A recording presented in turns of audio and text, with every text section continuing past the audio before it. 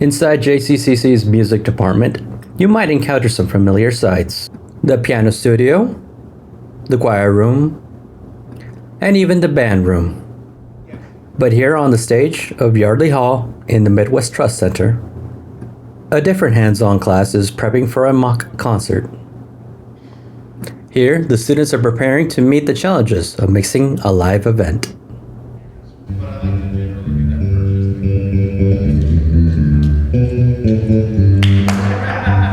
My name is Israel Montantes, and here's the rundown on the Recording Arts program.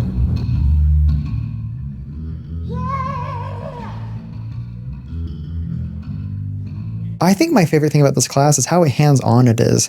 They brought in Mr. Mason, who is not normally a Johns County Community College professor, but he is with the MTC, the Midwest Trust Center sound design team and sound tech team.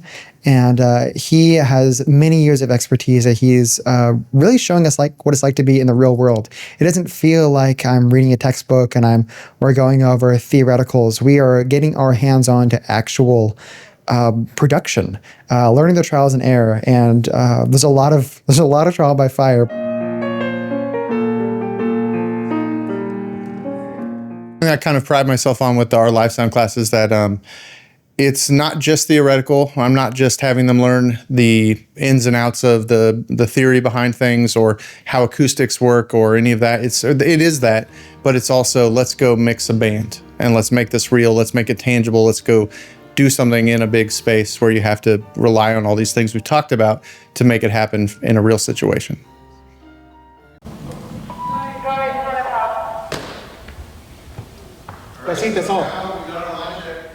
My audio crew works here, and really what we're doing to students is not dramatically different from what I'm doing with my own crew for professional shows. We've copied the workflow and applied it to how we run this class. We use this day to day for actual, touring and local events. So they're getting their hands on things that we're really using for shows. Like we're not doing a show tonight, but we could be, and I could have had them tear all that down and then we'd set it right back up and build it for a show tonight. One of the reasons that we started to build this class up was there was a big gap in my mind for students of what you could do that was related to audio for all these things. Because again, the musicians who are playing in the jazz or the concert band, they're not getting the technical side of it from here. The theater students who are doing acting or musicals or maybe set design, they're not getting the technical side of what we do for audio for big performances. So I feel like we're kind of bridging this gap for students who maybe have an interest in these things but don't know also where their job's at. The classroom in here is more of the lecture and demonstrations, and I have a whiteboard and we go over a lot of the processes behind things and the theory.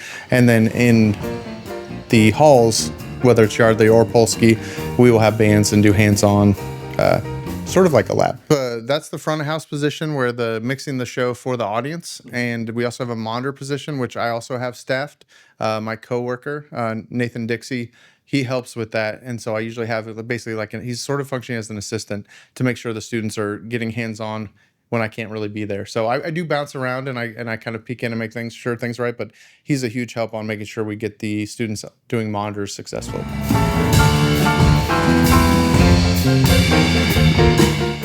So I have a mix of students being part of a community college. So I try to teach the class the skills of how you might take these things related to live sound and do it as a career.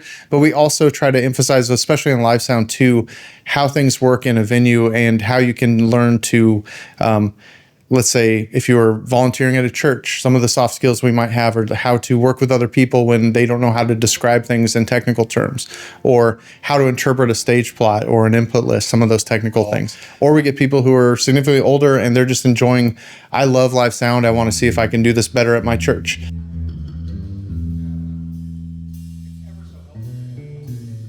Be okay being uncomfortable.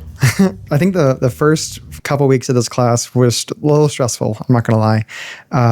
I am a graduate from the Kansas City Art Institute. I had a sound minor, and it's in sound design. And I thought going into this class, I got sound design. I'm just taking some prerequisite courses so I can bump to the higher, more experienced stuff. But this course was a nice, humbling experience to know I don't really know anything. And it was very uncomfortable for not only me, but also a lot of my other classmates. But everyone's in that same boat with you. You're going to the class because you don't know anything. And so live in that uncomfortability, ask questions constantly, and you'll find your way through.